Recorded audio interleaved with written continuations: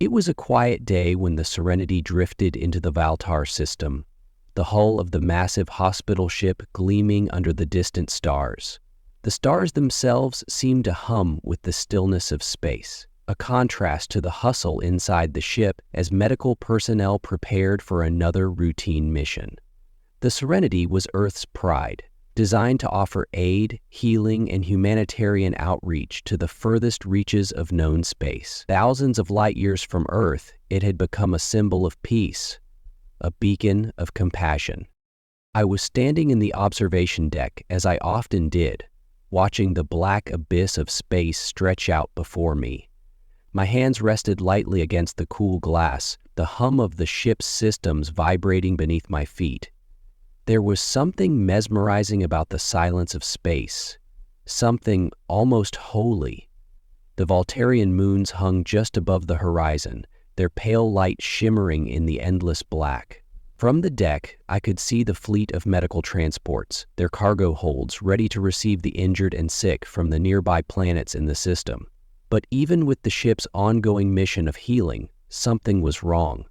It was the faintest sensation, a prickling on the back of my neck, a sense of unease I couldn't quite place. I turned away from the window and made my way to the med bay, where the bulk of our work was to be done. The crew and medical team were already gathered, prepping for the day's assignments. Most were busy with their routines, checking equipment, organizing supplies, confirming schedules with the Valtarian ambassadors. It was business as usual, or so it seemed. The tension I felt in the air was a fleeting thing, easily dismissed as a byproduct of the stress that came with working in such a high-stakes environment. The calm was shattered less than an hour later. I was in the middle of an emergency protocol briefing when it happened. The first tremor was so faint, I thought it was nothing.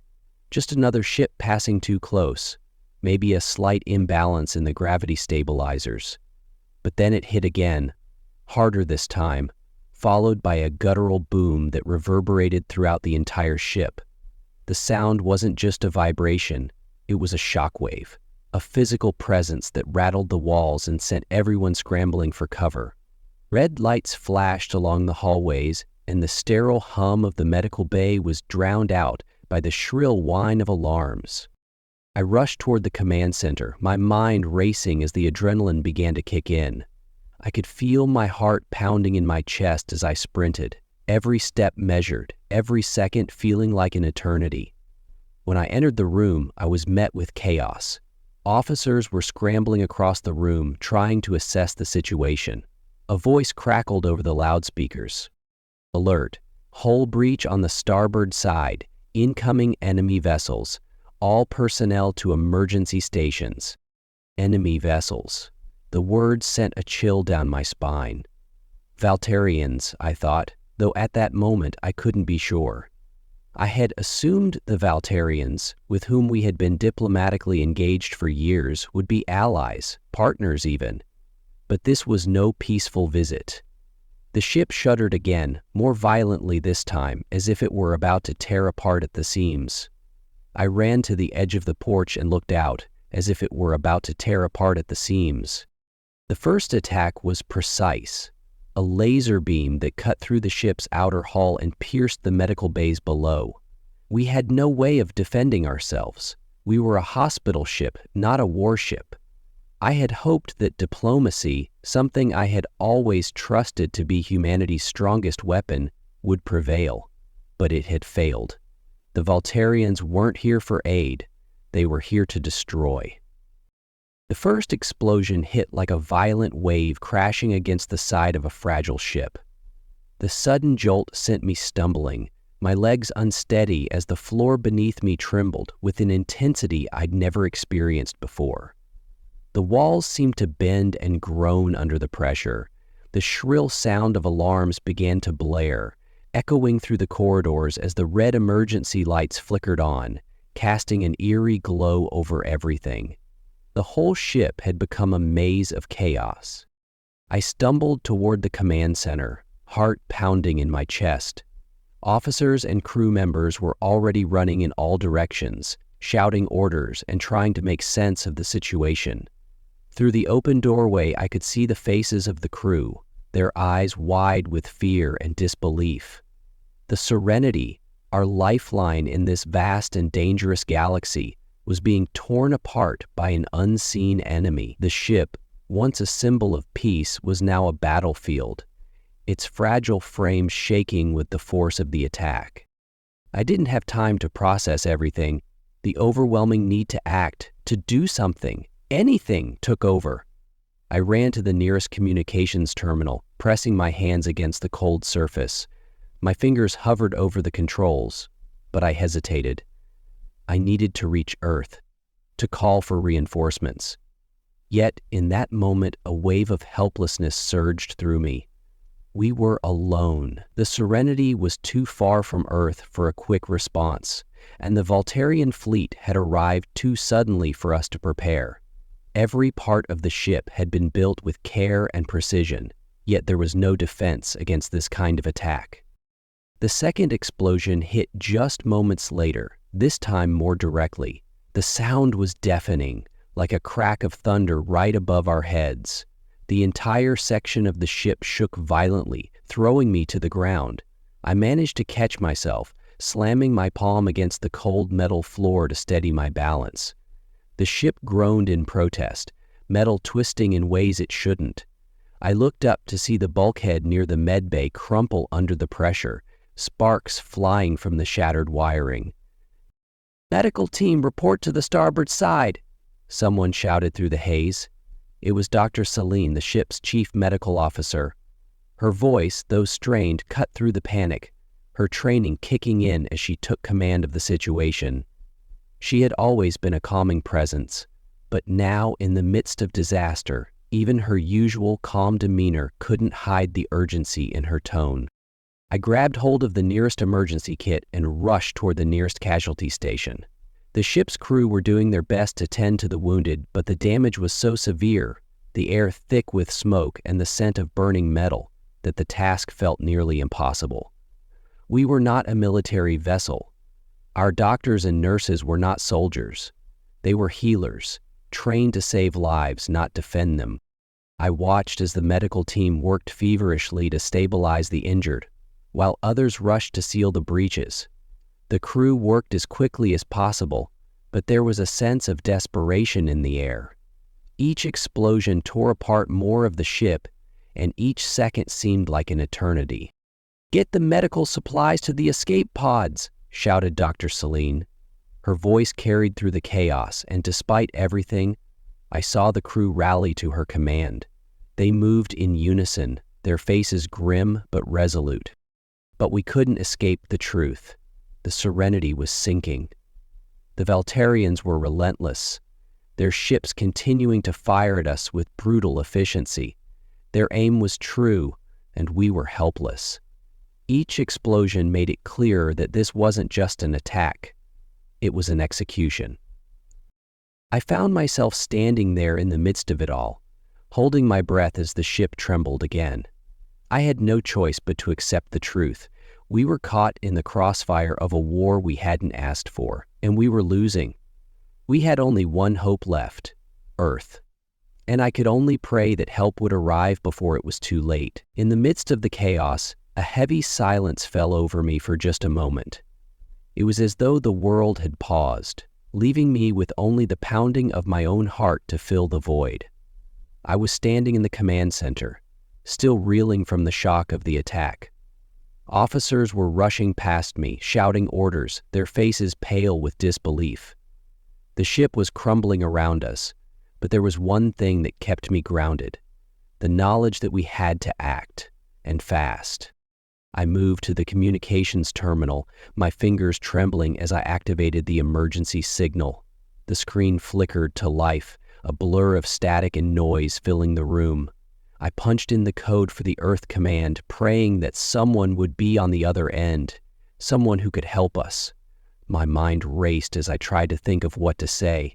We had been so careful in our interactions with the Valtarians, never expecting them to turn hostile. I couldn't fathom why they were attacking us now, why they had decided to strike at the heart of a humanitarian mission. But in that moment, none of that mattered. We were under siege, and Earth was our only hope. The screen went black for a moment, and I felt my stomach lurch. Had the signal failed? Was there no one listening? But then, through the static, a voice cut through, calm and authoritative, like a lifeline in the storm. "This is Earth Command. Identify yourself." I felt a rush of relief, a weight lifting off my shoulders. I was no longer alone. "Captain Merrick of the Serenity, we're under attack. Valterians, we need immediate assistance." There was a brief pause, and I could hear the soft hum of machinery on the other end of the line. The silence stretched on for what felt like an eternity, and I couldn't help but wonder if they were debating whether they could help us in time. The seconds ticked by with agonizing slowness. But then, finally, the voice on the other end spoke again, firm and resolute. "Help is on the way." That one sentence, simple and direct, filled me with more hope than I thought possible. Earth was coming. They had heard our distress signal. They had responded. For the first time since the attack began, I allowed myself to breathe a little easier. But as soon as I felt that relief, I realized how much time we had already lost. Every moment that passed brought us closer to total destruction. I turned away from the terminal, trying to steady myself. There was no time to waste. The ship was in a state of emergency, and every crew member, every doctor, was needed to maintain some semblance of order in the madness. I watched as Dr. Celine coordinated with the medical teams, her voice steady as she directed the evacuation of the wounded to the remaining escape pods. It was a grim task, but she was doing it with the precision of someone who had lived through too many disasters already. Still, I couldn't shake the nagging feeling that we were running out of time. The Voltarian ships were still circling, their weapons trained on us, their intentions clear. The ship groaned under the continued barrage, and I knew we couldn't hold out forever. As I watched the crew scramble to implement emergency protocols, my thoughts turned to Earth. How long would it take them to arrive? Could they really get here in time to save us? Then, just as I was about to lose hope, another voice crackled through the comm system. It wasn't Earth Command. It was a distant voice, foreign, harsh, a voice from the enemy. "We are the Valtarian fleet," it said, the words sharp and cold. "Your planet's weakness will be your undoing." The transmission ended abruptly, and I was left with a sense of dread, unlike anything I'd ever felt before. The Valtarians had made their intentions clear. They were not going to stop until we were destroyed. But as I looked around the room at the faces of my crew, my heart swelled with a new determination. We weren't alone anymore. Earth was coming, and no matter the cost, we would hold on until they arrived. The hours passed in a blur. The Serenity was losing altitude, the groaning metal hull sounding more like the death rattle of a dying beast than the lifeline it once was. The Voltarians' relentless assault had left us on the brink of collapse, our shields flickering, power systems failing, and parts of the ship burning from the impact of their weapons. Each explosion was a reminder that we were living on borrowed time, and yet, as the minutes stretched on, something incredible began to happen. In the distance, beyond the darkness of space, a new presence appeared. It was like a spark in the void, a massive formation of ships breaking through the blackness, their sleek, imposing shapes cutting through the stars with terrifying precision. The relief I felt was immediate, almost overwhelming. Earth's fleet had arrived. It was hard to comprehend the sheer scale of the armada that had descended upon us. At first, I thought it might be a trick of the mind, a mirage conjured by desperation. But as the ships drew closer, their true form became undeniable. They were enormous, an array of warships unlike anything I'd ever seen. The Serenity had once been a symbol of Earth's peaceful outreach, but the ships now arriving were the embodiment of the planet's military might. They were powerful, cold, and efficient, brimming with firepower that dwarfed anything the Voltarians had sent our way. I could see it all from the observation deck, my eyes straining to take in the sight. The first wave of Earth ships launched their counteroffensive immediately. The Valtarians, still caught off guard by the overwhelming speed and force of the response, attempted to regroup, but it was already too late. I watched as Earth's warships opened fire, their weapons discharging with brutal accuracy. The beams of energy hit their targets with incredible precision, tearing through the hulls of the Valtarian ships like they were made of paper. The explosions were deafening, a chorus of destruction that reverberated across the vastness of space. It was impossible not to feel a surge of pride as I watched. This was Earth's strength, unrelenting and untamed. And the Valtarians, who had thought they could destroy us without consequence, were now learning the price of underestimating our resolve. In the command center, officers were taking their positions, working furiously to coordinate the efforts of both the Serenity's remaining crew and Earth's fleet. The relief was palpable, but it was short-lived. There was still so much to do. The ship was damaged beyond belief, and many of the crew were injured or still trapped in the sections that had been hit the hardest.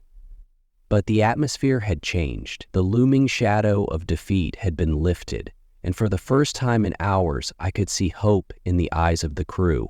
They weren't just fighting to survive anymore. They were fighting back. The next few minutes were a blur of action. Earth's warships continued their relentless assault, their guns firing in coordinated bursts, each shot a devastating blow to the Valtarian fleet. The sheer power of the bombardment was staggering, and it didn't take long for the Valtarians to begin retreating, their ships scattering in all directions. It was a tactical withdrawal, but one that made it clear they had miscalculated. Their ships calculated. The Serenity, battered and broken as it was, remained intact.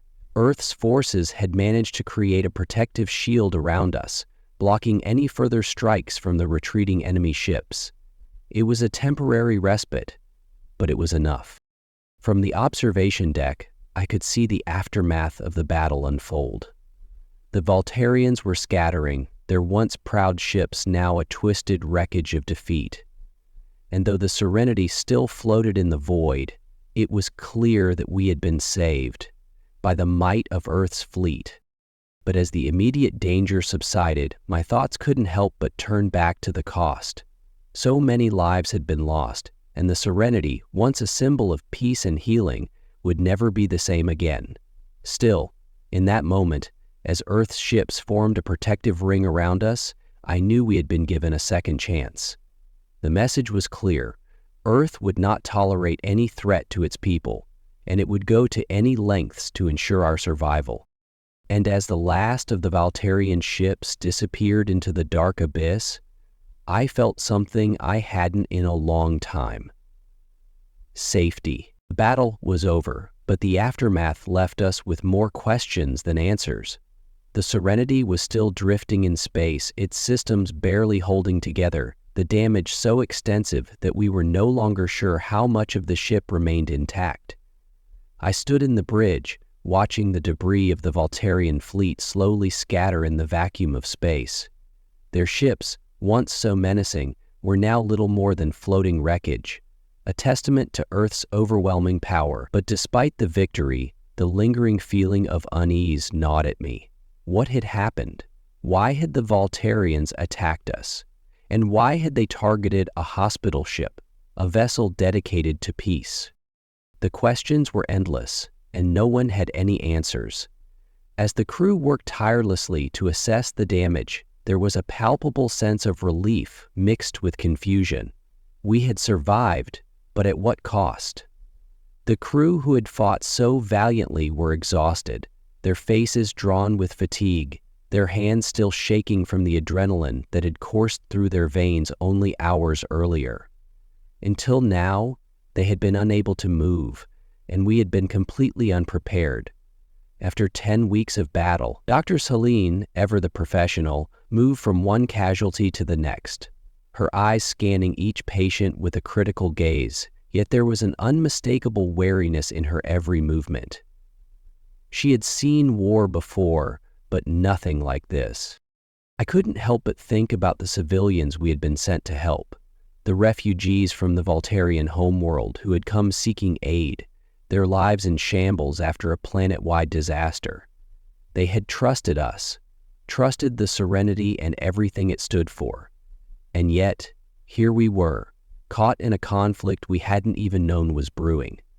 The Voltarians, once allies in the peaceful effort to stabilize their planet's health crises, had turned against us without warning. The image of their ships, cold and relentless, flashed in my mind again. They weren't here to negotiate. They weren't here to talk. They had come to destroy. And I pushed the thoughts aside, focusing instead on the task at hand. We had survived the attack, but the ship was far from operational.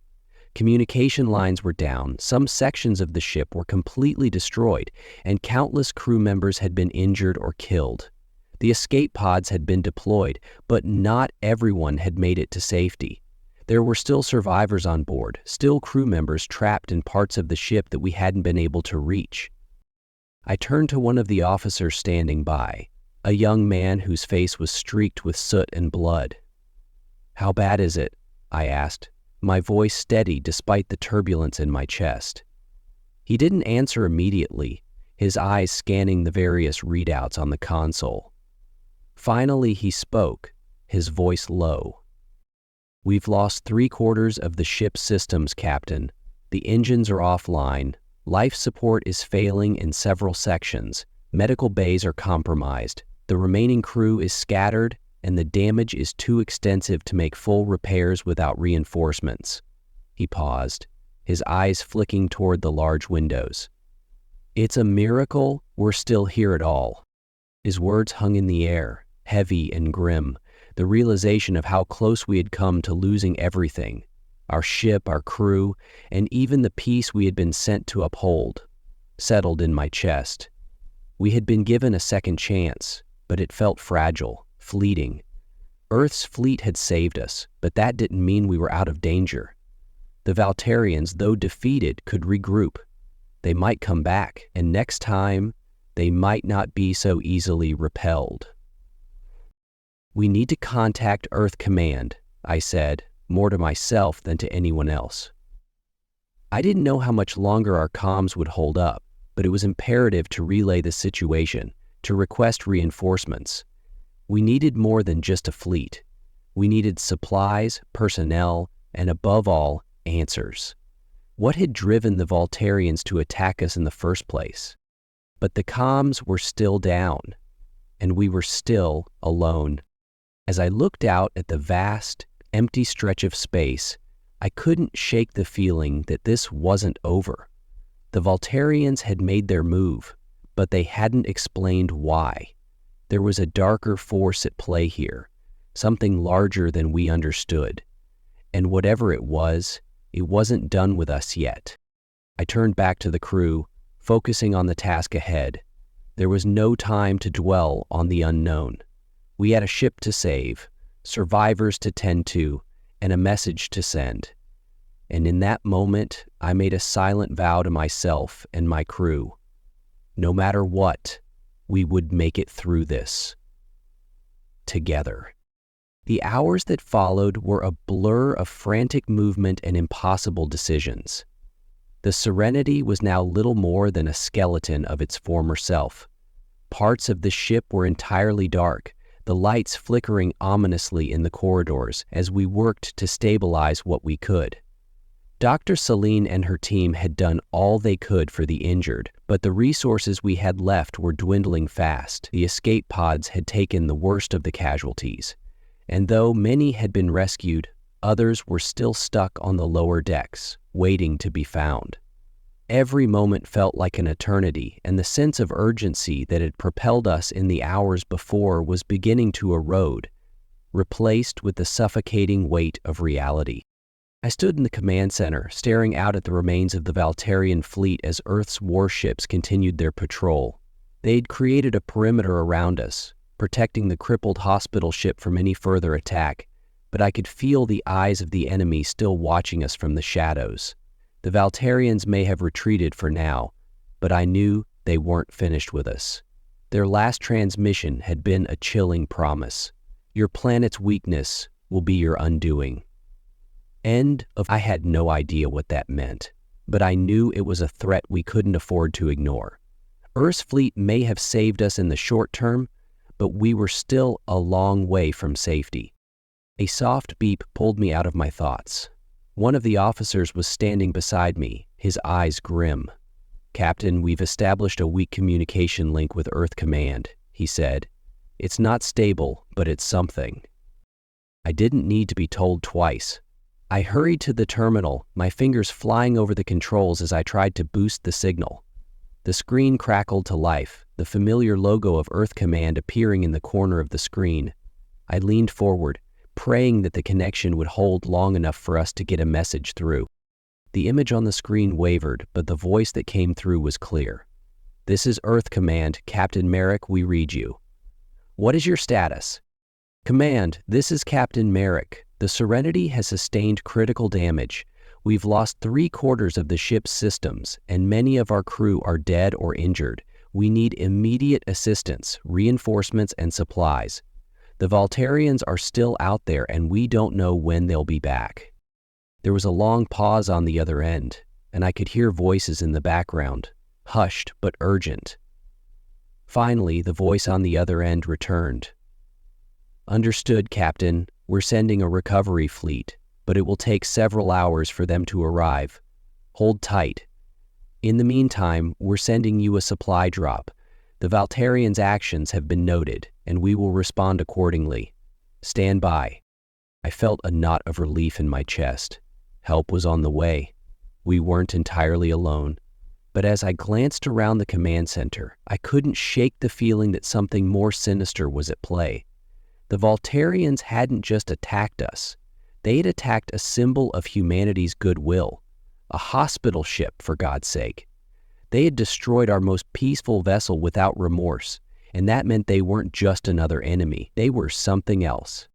"We've got incoming," one of the officers said, his voice sharp as he scanned the readouts.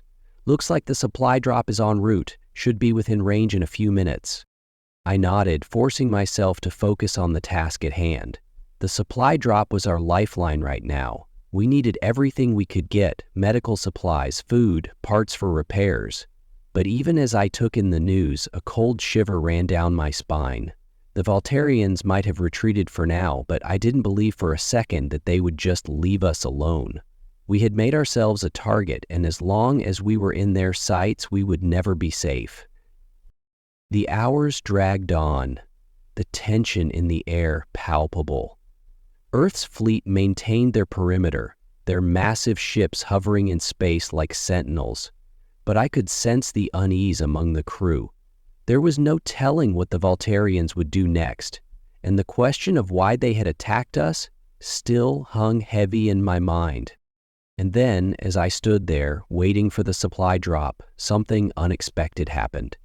The enemy made contact again, not through the comms this time, but through the sudden flash of lights in the sky. Another Voltarian fleet was emerging from the depths of space, this time larger than before. I could see them clearly now, sleek, armored ships, their weapons already primed for another strike. They weren't done with us yet. "Alert!" someone shouted from the back of the room. "New enemy ships incoming. They're flanking us from behind." My heart sank. The Voltarians had regrouped, and this time they had brought reinforcements. The supply drop wouldn't matter. Earth's fleet, no matter how powerful, would be hard-pressed to defend us without the resources we needed. It was time to make a choice: fight or flee. But as I turned to face the crew, I knew that there was only one option. We would hold our ground. We had no other choice. The enemy fleet appeared like a looming shadow, emerging from the vast, empty stretch of space with terrifying precision. It was a well-coordinated move, the Voltarians closing in from all sides, their ships taking positions that left us no room to maneuver. We had no choice but to face them head-on. Earth's warships were formidable, but against a second wave of Voltarian forces, we would be tested like never before. I stood in the command center, my mind racing, my pulse quickening. The Valtarians had regrouped with a vengeance, and the promise of Earth's reinforcements arriving just a few hours too late seemed to mock us. Their ships were sleek, angular, each one bristling with weaponry far beyond what we had seen earlier. They weren't just angry, they were now methodical, like a predator that had learned from its previous mistakes. It wasn't just our ship they wanted to destroy anymore. It was everything we stood for. "We don't have much time," said the officer beside me, his face pale and strained with exhaustion. "The Valtarians are closing in. We need to launch a counterattack or risk being overrun." I nodded, but the weight of the decision was almost too much to bear. The Serenity was still barely functional, her systems failing one after another, and most of the crew was in no condition to fight. Yet the reality of the situation couldn't be ignored. We were outnumbered, outgunned, and cornered. If we didn't fight back now, the Valtarians would overrun us completely. I glanced at Dr. Celine, who was at the far side of the room, coordinating medical operations as best she could given the circumstances. She caught my eye and gave me a quick, almost imperceptible nod. She was as much a part of the ship's survival as I was, and her unwavering calm in the face of the situation was nothing short of remarkable.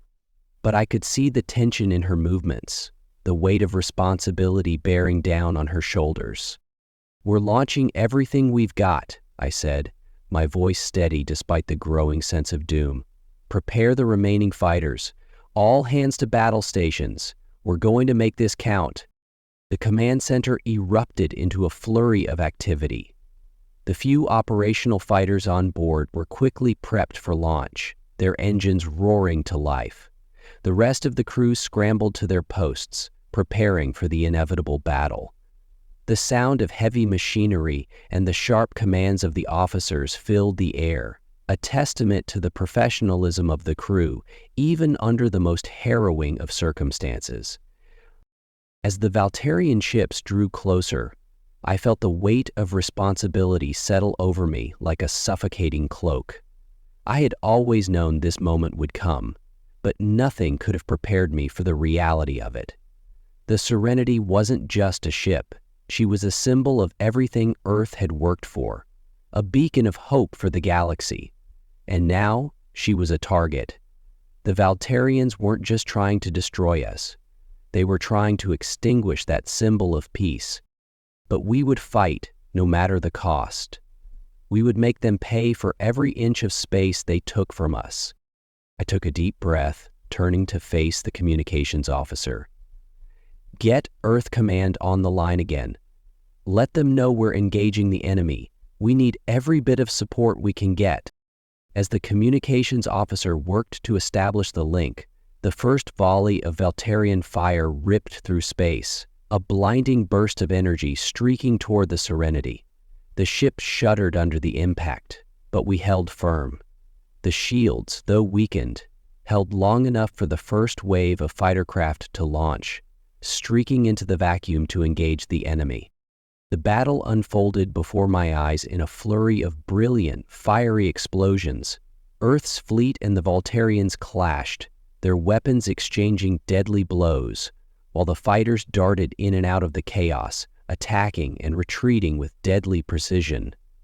The Serenity sat at the center of the maelstrom, protected by Earth's ships, but still vulnerable. "Earth Command is online," the communications officer reported. "They're sending reinforcements as we speak, but it'll be some time before they arrive." I clenched my fists. Time was something we didn't have.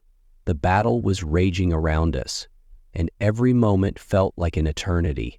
The Valtarians were relentless, their ships cutting through Earth's defenses with an efficiency that spoke of careful planning and years of strategy. We were doing our best to hold them back, but the odds were stacked against us. Suddenly, an alert blared through the room. One of the Valtarian ships had broken through Earth's defensive perimeter. It was heading directly toward the Serenity. "We're their target," I muttered, my eyes scanning the approaching threat. "All fighters, intercept now." The urgency in my voice carried, and the remaining pilots responded without hesitation, launching themselves into the fray with a fierceness that took my breath away. For the first time since the battle began, I felt a surge of hope. The fight wasn't over yet. The Valtarians had underestimated Earth's will to survive, and now they were going to learn that no matter the odds, humanity would fight until the very end. The battle raged on, but with each passing moment, we were reminded that we weren't alone. We were a force to be reckoned with, and Earth would not fall quietly. As the enemy fleet advanced, I knew one thing for certain: we would hold our ground. Together.